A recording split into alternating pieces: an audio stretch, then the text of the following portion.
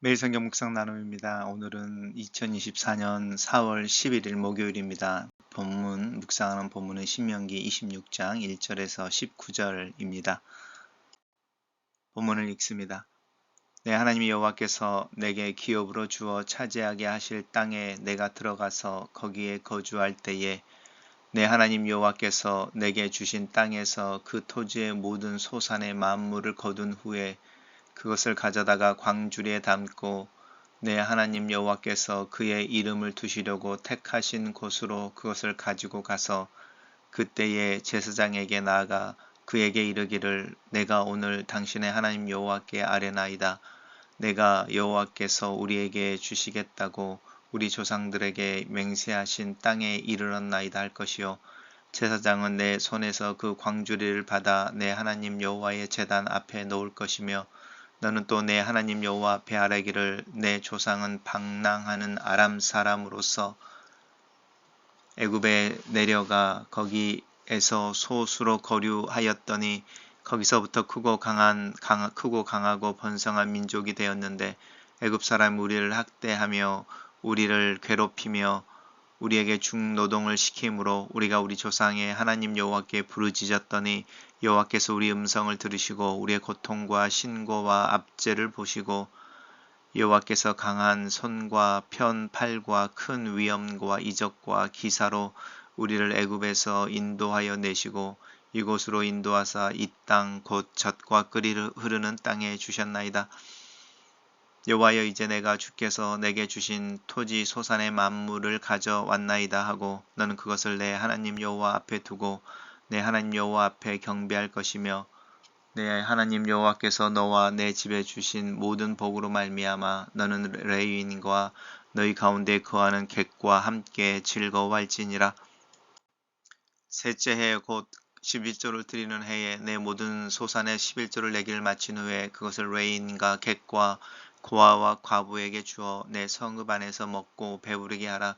그리할 때에 내 하나님 여호와 앞에 아뢰기를 내가 성물을 내 집에서 내어 레위인과 객과 고아와 과부에게 주기를 주께서 내게 명령하신 명령대로 하였사오니 내가 주의 명령을 범하지도 아니하였고 잊지도 아니하였나이다.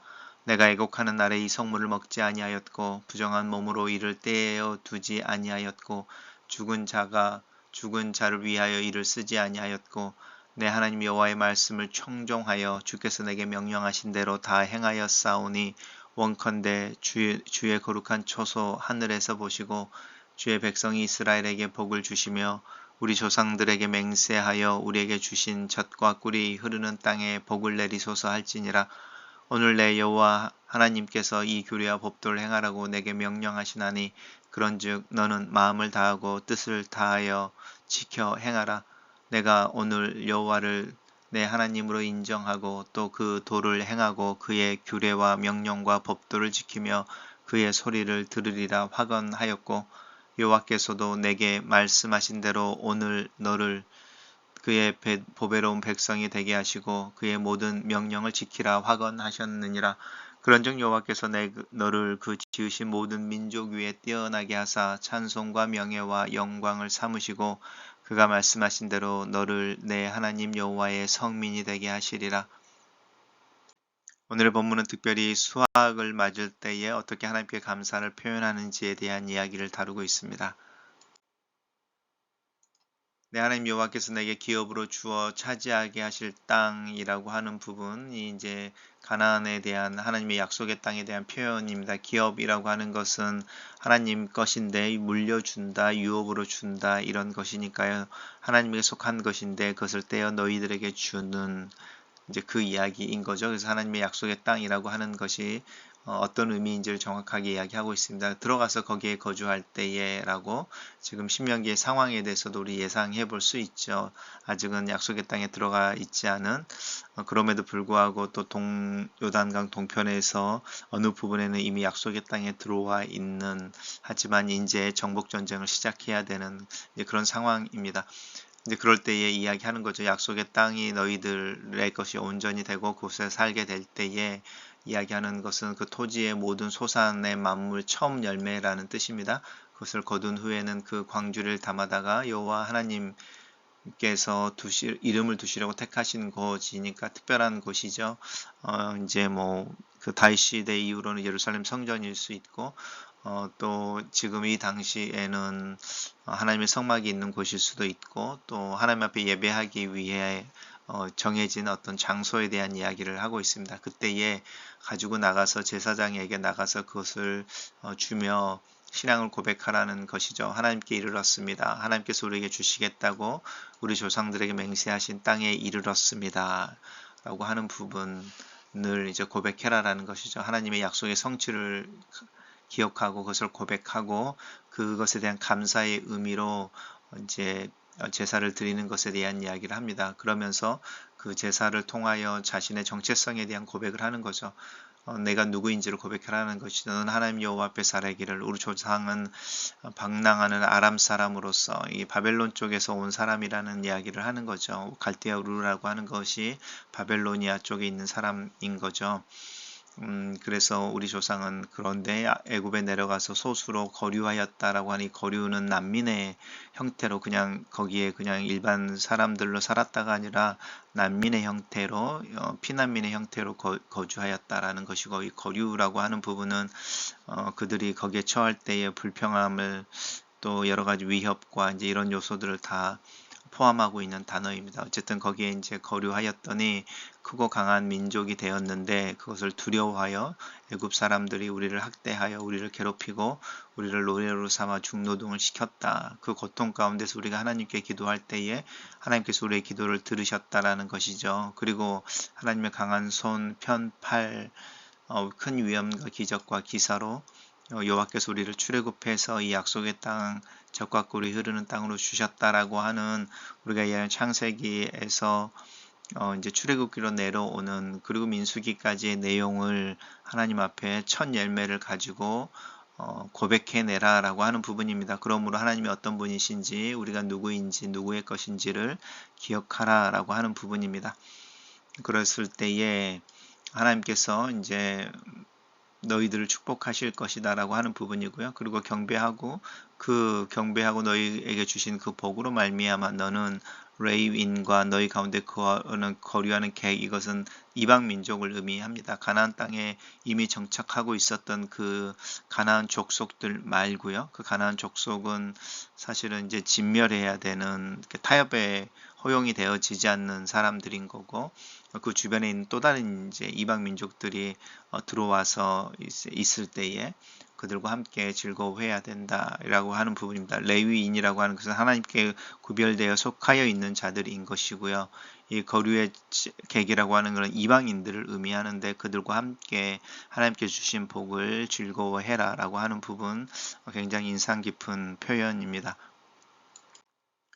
그리고 이제 셋째 해에는 11조를 드리는 해다라고 하는 거죠. 이제 셋째 해는 11조를 드리는 해이고, 그때는 그 11조를 통해서 레위인과 객과 고아와 과부들에게 나누어서 그들로 하여금 배부르게 먹게 해라라고 하는 부분입니다.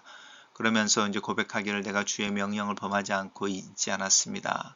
그리고 내가 애곡하는 날에 이 성물이라고 하는 것은 특별히 구별되어진 부분인 거죠. 하나님의 명령을 따라서 레위인과 또 가난한 자들과 필요가 있는 사회적인 약자들과 나누어 주기로 구별한 그것을 내가 지켰다가 하나님의 말씀에 청종하여 하나님의 말씀대로 나눕니다. 이렇게 고백하라는 것이죠.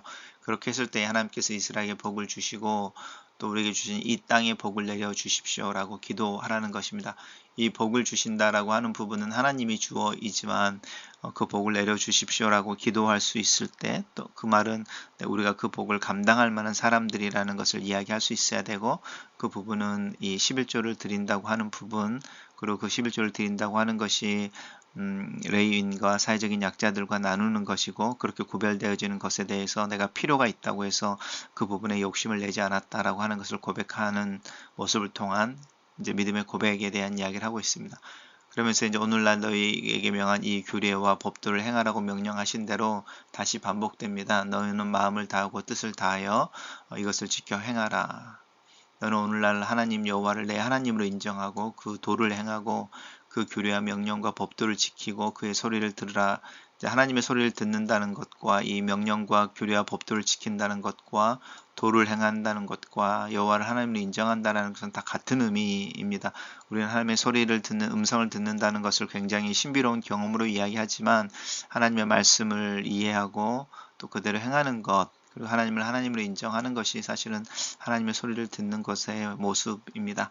그렇게 했을 때에 하나님께서 너희를 그의 보배로운 백성이 되게 하시고 또 그의 모든 명령을 지키게 명령하셨던 그 부분이 너희들에게 실제가 되고 너희들이 모든 민족 위에 뛰어난 이 부분은 이제 장자의 역할을 하는 것이죠. 그래서 모델의 역할 또 모범을 보여주는 어떻게 하나님이 누구이신지 하나님과는 어떤 관계를 맺는지 하나님의 백성으로 산다는 게 뭔지 그런 의미에서 이 여호와의 성민이라고 하는 부분이 이스라엘에게 온전한 정체성으로 규정되게 될 것에 대해서 약속하고 있습니다. 단락을 요약해 보겠습니다. 이스라엘 백성은 처음 수확한 농산물을 하나님께 드려서 그 모든 것이 하나님의 선물임을 고백하고 셋째 해에는 11조를 은혜에 대한 보답으로 드려 사회의 약자들과 나누고 모든 말씀에 순종하라 이렇게 정리해 봤습니다. 묵상 나눔입니다. 하나님은 우리가 누리는 모든 것을 선물로 주시는 분이십니다. 내 소유가 오로지 내 땀의 결실이라고 생각은 오류이고 교만이며 착각입니다. 이스라엘이 누린 가나안 땅의 풍성한 소산은 전적으로 하나님의 은혜였습니다. 하나님의 애굽의 종이었던 그들을 속량하지 않으셨다면 그들은 광야의 위험으로부터 보호하고 인도하지 않으셨다면 그들에게 약속의 땅을 주지 않으셨다면 척박한 천수답의 때를 따라 비를 내리지 않으셨다면 결코 맛볼 수 없는 은총의 선물이었습니다. 우리가 소유한 모든 것도 마찬가지입니다. 이것을 알고 인정한다면 이스라엘 백성이 토지 소산의 첫 열매를 하나님께 드리고 레위인과 객과 또 과부와 고아들을 불러 함께 즐거워한 것처럼 우리도 기꺼이 드리고 나누는 삶을 살 수 있습니다. 언약 안에서 우리가 우리의 몫의 의무를 다할 때 하나님도 하나님의 몫을 이행하신다고 약속하십니다. 우리가 하나님의 말씀에 순종하지 않으면 성민으로서 지위와 특권을 누릴 수 없다는 말씀이기도 합니다. 하지만 하나님은 우리의 책임으로만 두지 않으시고 성령을 보내셔서 우리가 언약의 의무를 이행할 수 있도록 하셨습니다. 이것이 언약에 나타난 하나님의 은혜임을 기억해야겠습니다. 가난한 사람을 도살펴야 율법을 온전히 지키는 것입니다. 이스라엘은 3년마다 드리는 11조를 성물로 구별하여 사회의 경제적 약자인 레위인, 객, 고아, 과부에게 나눠주어야 했습니다. 이들은 약속의 땅에서 기업을 받지 못했으나 소산의 만물 일부와 첫 열매의 일부와 소산의 11조를 나누어 받아 약속의 땅에서 함께 복을 누리도록 예비되어진 사람들이었습니다. 이스라엘은 이들에게 배부르게 그들과 함께 나눈 후에야 비로소 주께서 내게 명령하신 대로 다 행했다라고 고백할 수 있었으며 그제서야 하나님을 향하여 복을 내려 주십시오라고 복을 구할 수 있었습니다. 우리 주위에 가난하고 고단한 사람들이 무슨 무관심 속에 방치되고 있다면 우리는 아직 계명을 온전히 순종했다 말할 수 없습니다. 내가 온전하고자 할진대 가서 내 소유를 팔아 가난한 사람들의 주라 하신 예수님의 말씀을 기억해야 합니다. 글로 쓰는 기도입니다. 살아계신 하나님, 성경을 하나님의 말씀으로 고백하면서도 그 말씀 앞에 진실되고 겸손한 마음으로 서지 못하는 내 모습을 고백합니다.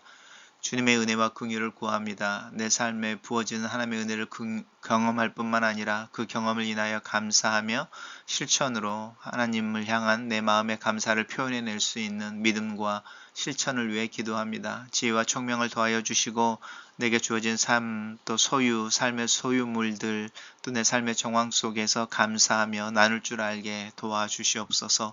예수님 이름으로 기도합니다. 아멘.